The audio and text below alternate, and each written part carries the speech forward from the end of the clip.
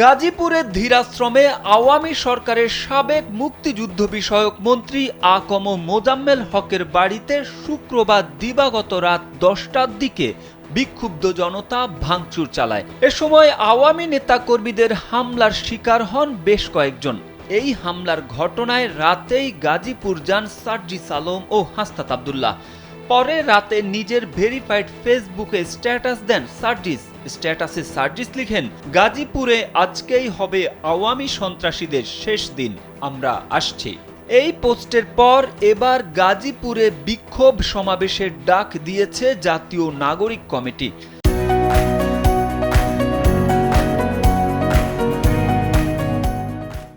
আকম মোজাম্মেল হকের বাড়িতে শিক্ষার্থীদের উপর আওয়ামী দোসর ও সাবেক মেয়র জাহাঙ্গীরের লোকজন হামলা চালিয়েছে দাবি জাতীয় নাগরিক কমিটির, আর এজন্যই তারা বিক্ষোভ সমাবেশের ডাক দিয়েছে। শনিবার সকাল 10:30টায় ডিসি অফিস চত্বরে এই বিক্ষোভ সমাবেশ অনুষ্ঠিত হবে।